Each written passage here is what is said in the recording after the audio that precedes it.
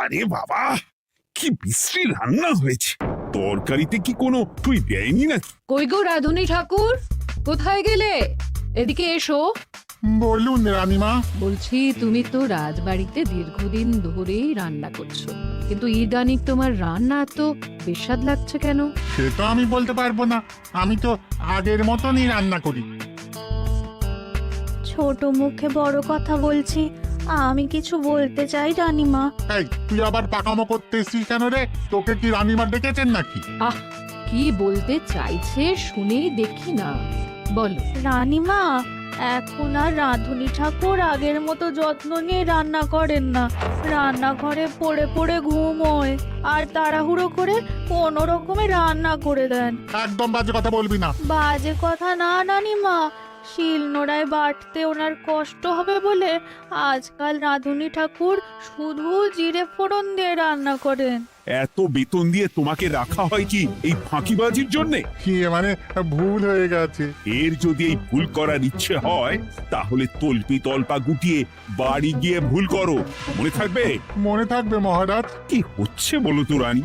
সকালে বাগানে পাইচারি করছিলাম, দেখি মালি একটা গাছেও জল দেয়নি। এই গরমে জল না পেলে যে গাছপালাগুলো মরে যাবে। সবাইকে এবার মনে হচ্ছে বলে বলে কাজ করাতে হবে।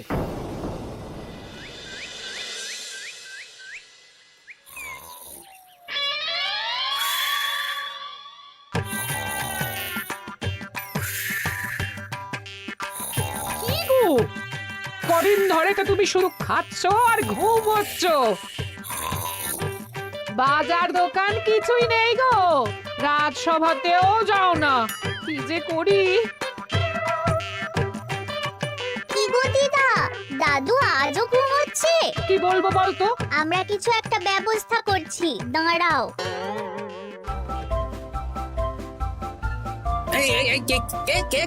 ওঠো দাদু, আর কত ঘুমে? কুড়েমির একটা সীমা থাকে। ওঠো বলছি, ওঠো, ওঠো না।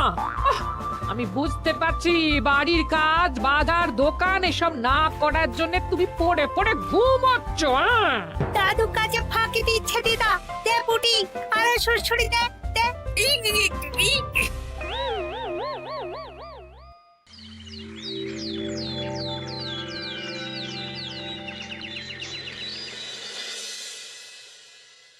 মহারাজের শরীর খারাপ না মন খারাপ? মহারাজ এরকম চুপ করে ঘুম মেরে থাকলে তো রাজপাট সব উঠে যাবে। কিছুই বুঝতে পারছি না। মহারাজ আছেন চুপটি করে, নেই যে মুখে শব্দ। ফাঁকি দিলে এবার তাকে করব আমি জব্দ। অনেক শুয়েছি, আর নয়। মহারাজ, কে ফাঁকি দিচ্ছে? আমি তো ফাঁকি দিই না। পণ্ডিত, তুমি দিচ্ছ নাকি ফাঁকি? না না, বৈদ্য। আমি ফাঁকি দিলে সবাই ওই রোগে ভুগে মরে যাবে। আমি তো রোজ সময়ই রাজসভায় আসি, তাহলে আমি বলছি আসল কারণ।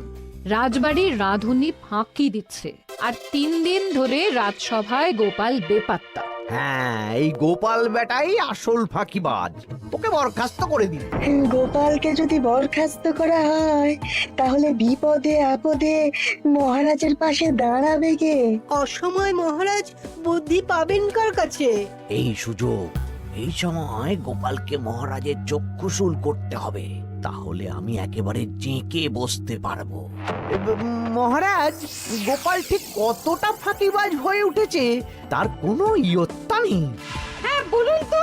বেটা গোপাল কোনোদিন সঠিক সময়ে রাজসভায় আসে না, কোনো দিন তো আসেই না, যেমন আজকেও আসেনি।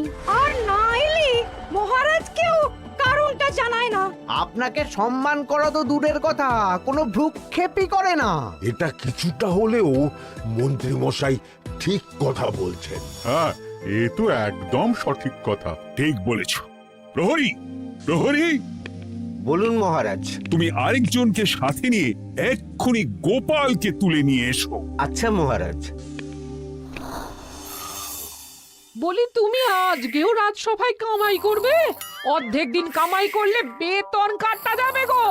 গিন্নিমা, গোপালকে মহারাজ ডাকলেন। ওই দেখো, রাজবাড়ি থেকে প্রহরীও ডাকতে এসেছে। ওহ, মহারাজের আদেশ না শুনলে তোমাকে তুলে নিয়ে যেতে বাধ্য হব। আরে দাঁড়িয়ে দেখছিস কি, তুলে নিয়ে চল। ঠিক বলেছিস, তুই হাত ধর আর আমি পা ধরি। কে আমরা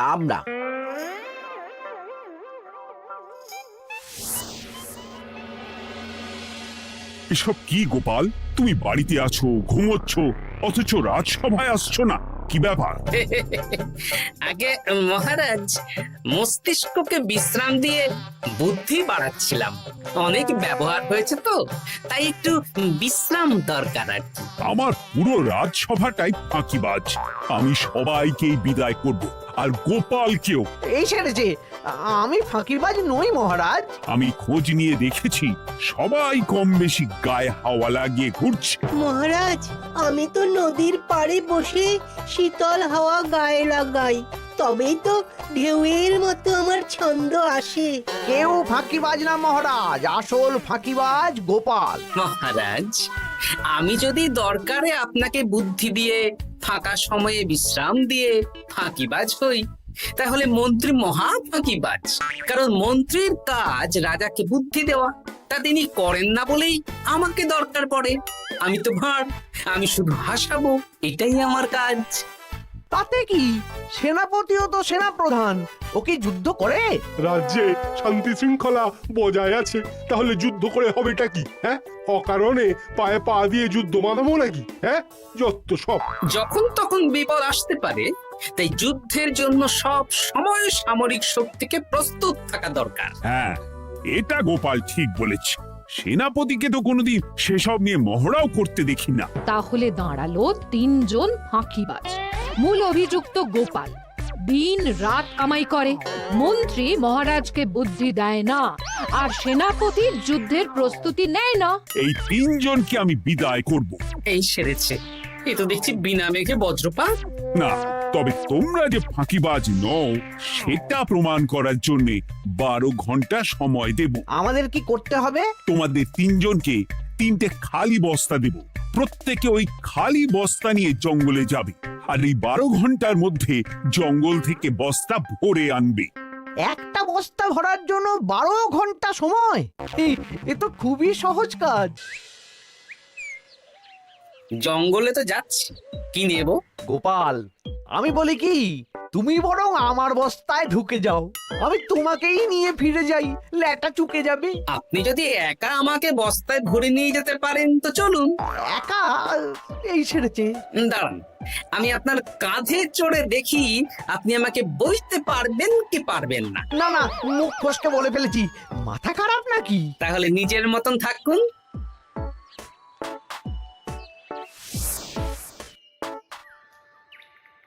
এমন কি বা আছে এই জঙ্গলে? আমার কাজে লাগার মতন তো কিছুই দেখতে পাচ্ছি না। ওই তো ওই দিকটা একটু ছায়া আছে বেশ, ওই গাছের নিচে গিয়ে বিশ্রাম নি। সেনাপতি, অত চিন্তা ভাবনা করার কিছুই নেই। মহারাজ তো আর দেখবেন না আমরা বস্তায় কি ভরে নিয়ে যাব। 12 ঘন্টা অনেক সময়। এখন বিশ্রাম নাও। আপনার ইঁদুরের পেট, আপনি বিশ্রাম নিন।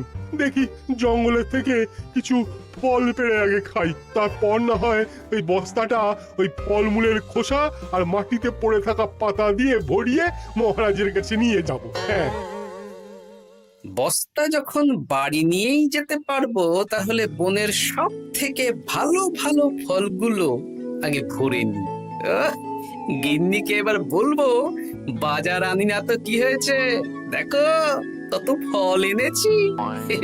যাই, এর থেকে কিছু মহারাজকে ভেট দেব, মহারাজ বেশ খুশি হবেন।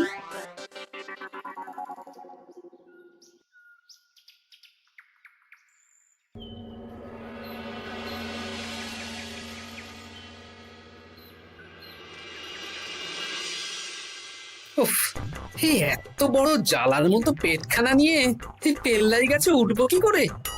দূর দূর, আশেপাশে ঢিল পাথরও দেখতে পাচ্ছি না। এই বুড়ো বয়সে হাড়গোড় ভাঙলে সে এক খারাপ ব্যাপার হবে।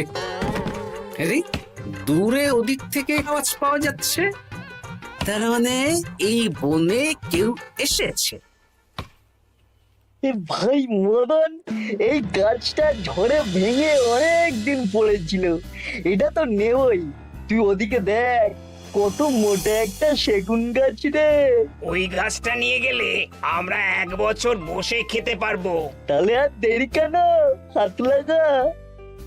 আরে আরে আরে, করো কি এগুলো সব আমাদের মহারাজ কৃষ্ণচন্দ্রের পছন্দের গাছ। ভুলেও এই গাছ কেটে নিয়ে যাওয়ার ভাবনা চিন্তা করো না।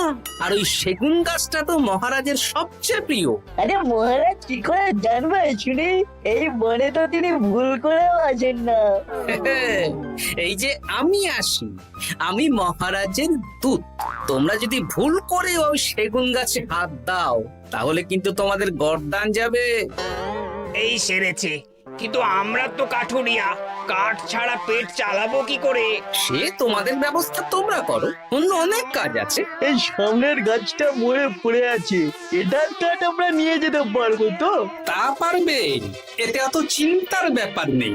গোপাল আছে যখন, তখন এই রাজ্যের কেউ মুশকিলে থাকবেই না।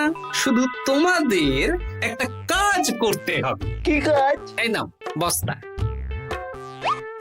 আমার জন্য এই জঙ্গল থেকে টাটকা বিভিন্ন ফল পেড়ে এই বস্তা ভরে দাও, তাহলে মহারাজকে আর তোমাদের কথা বলবো না, বুঝলে? আর তোমাদের যাতে রাজবাড়িতে কোনো কাজ হয় সেই নিয়ে মহারাজের কাছে সুপারিশও করো, কেমন? বেশ বেশ, তুমি তাহলে এখন এখানে বিশ্রাম করো, আমরা তোমার বস্তা ভরে ফল নিয়ে আসছি। ঠিক আছে, আমি তোমাদের কুঠার পাহারা দিচ্ছি, তোমরা ভালো তরতাজা ফল বস্তায় ভরে নিয়ে এসো।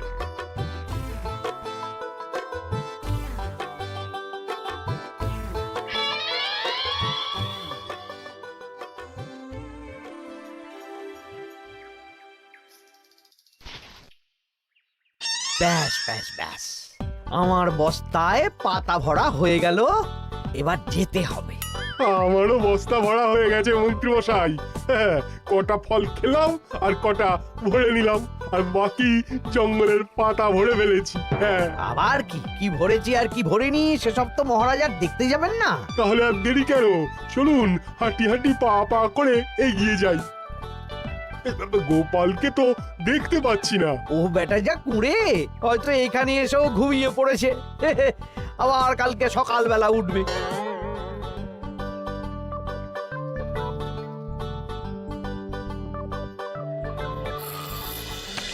এই যে এই যে হ্যাঁ, কে কে? আমরা। ও বলো, বস্তা ভরে এনেছো? হ্যাঁ, ভরে এনেছি। তাহলে চলো রাজসভায় যাই, তোমাদের একেবারে মহারাজের সাথে পরিচয়ও করিয়ে দেবো, কাজের ব্যাপারেও বলবো। চলুন, চলো চলো চলো।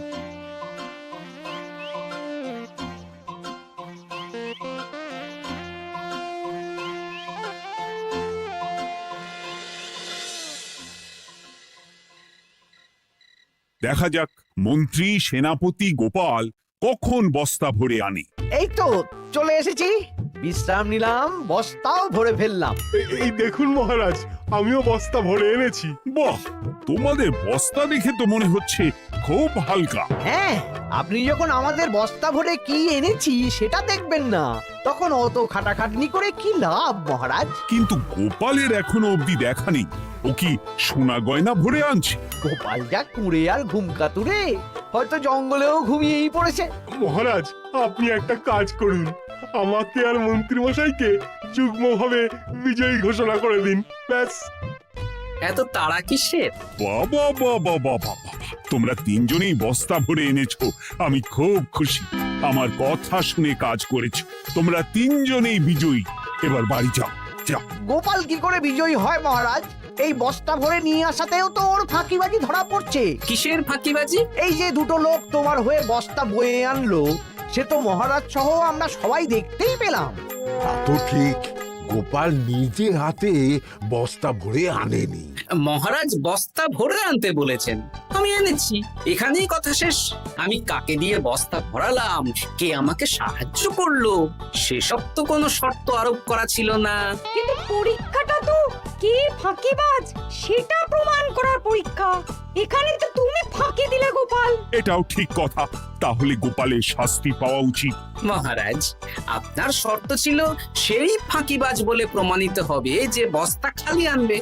এইখানে আপনি একটা ছোট্ট ভুল করেছেন মহারাজ। বস্তায় কি আছে সেটা দেখবেন না, আগেই বলে দিয়েছেন। তা তো বলেছি। আপনি নিশ্চয় জানেন পাঠশালায় কিছু ছাত্রছাত্রী থাকে যারা পড়ার বইয়ে মুখ গুজে বসে থাকলেও পড়ায় তাদের মন থাকে না, মাথাতেও পড়া ঢোকে না, তাই সেই পড়া তাদের কোনো কাজে লাগে না। কি পণ্ডিত মশাই, এদেরকেই তো বলে ফাঁকিবাজ। বিলক্ষণ, এরাই ফাঁকিবাজ। ধন্যবাদ। তেমনি আমি যদি বলি সেনাপতি আর মন্ত্রী মশাই ওই ফাঁকিবাজদের মতনই ফাঁকি দিয়ে বস্তা ভরেছে, তাই ওদের বস্তা এত হালকা। সে তো আমি বুঝতেই পারছি। কিন্তু আমার বস্তায় যা জিনিস ভরে এনেছি তা একার পক্ষে সংগ্রহ করা মুশকিল ছিল, তাই আমি দুজনের সহযোগিতা নিয়েছি। মহারাজ, আপনি কি বস্তা খুলে দেখবেন নাকি? না না, আমি খুলে দেখলে আমার কথার খেলাপ হবে। এবার তো দেখছি আবার তিনজনের পরীক্ষা নিতে হবে। হ্যাঁ, নইলে প্রকৃত ফাঁকিবাজ কে সেটা প্রমাণ হবে না। কিন্তু ফাঁকিবাজ ধরার উপায় কি? মহারাজ, আমরা বরং আমাদের বস্তা নিয়ে বাড়ি না গিয়ে একদিন কারাগারেই থাকি, আর তাতেই প্রমাণ হবে এই বস্তায় সত্যি কি আছে যা আমাদের নিজেদের কাজে লাগবে। এটা ভালো বুদ্ধি। মহারাজ তখনই কারাগার থেকে আমাদের মুক্ত করবেন যখন আমরা আর থাকতে না পেরে ডাক দেব, আর যে আগে বেরোতে চাইবে সে সব থেকে বড় ফাঁকিবাজ, মানে যে আগু পিছু না ভেবে কাজ করে। বেশ, তাহলে তাই হোক। মহারাজ, কারাগারে শুধু জল ছাড়া আর কিচ্ছু দেওয়া হবে না, কারণ বস্তায় তো আর জল থাকতে পারে না। না না, তা কি করে হয়? শুধু জল? হ্যাঁ, আমি তো লোককে দিয়ে বস্তা ভরিয়েছি। আপনারা নিজে কি এমন কাজের জিনিস ভরেছেন সেটাই প্রমাণ হবে। বেশ, তাহলে তোমরা কারাগারে যাও। প্রহরী, ব্যবস্থা করো। আর এই দুজন কাঠুরিয়া বেশ কর্মঠ মহারাজ, যদি কোনো রাজবাড়ির কাজ থাকে এদের দিয়ে করাতে পারেন। আমার বাগানের মালিটা খুব ফাঁকি দিচ্ছে, তাহলে ওদের সাথে কথা বলে নিচ্ছি। যাও যাও, তোমরা কারাগারে যাও।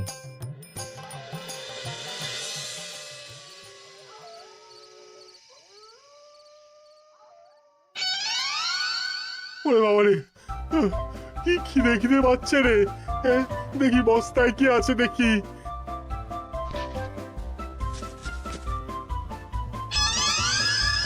দু একটা পচা ফল, দেখি দেখি একটু ভালো আছে।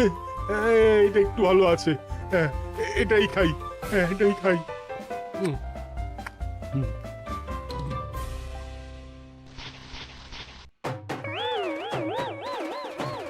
আমি তো শুধু পাতা ভরেছি, কি সেরেছি?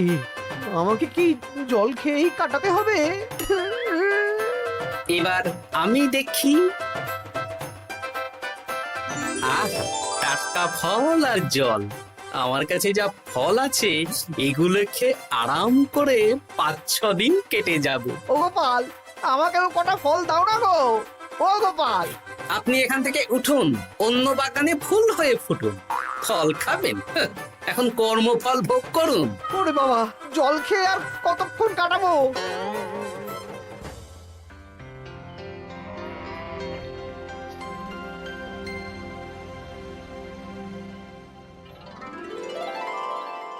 উফ, পেটটা চুই করছে, কি খিদে পেয়েছে না। আমি আমি বাড়ি যাব। আপনি বাড়ি যাবেন? তাহলে বেরিয়ে আসুন, বেরিয়ে আসুন। বেটা গোপাল কায়দা করে এমন শর্ত দিতে বললো, পুরো ফেঁসে গেলাম।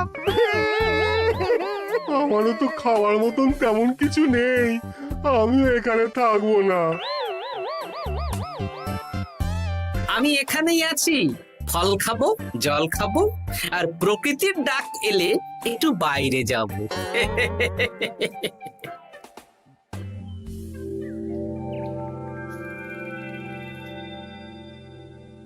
কি তোমরা কারাগারে এক রাতের বেশি তো থাকতেই পারলে না? কি আর করব বলুন মহারাজ, আমরা তো আর গোপালের মতন বস্তা ভরে টাটকা ফল নিয়ে আসিনি।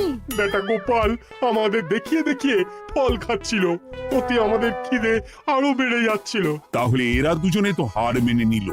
গোপাল কি করছে? গোপাল খাচ্ছে আর ঘুমোচ্ছে। ওকেও নিয়ে এসো। আচ্ছা মহারাজ।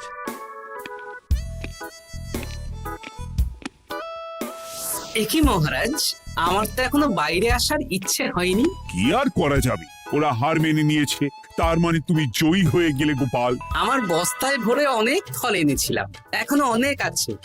আপনি তাহলে বাকি ফলগুলো নিয়ে নিন। তাহলে তো এটাই প্রমাণ হলো গোপাল কাজের সময় ফাঁকিবাজি দেয় না, শুধু বুদ্ধি বাড়ানোর জন্য একটু বেশি ঘুমোয়। এই নাও গোপাল, তোমার উপহার।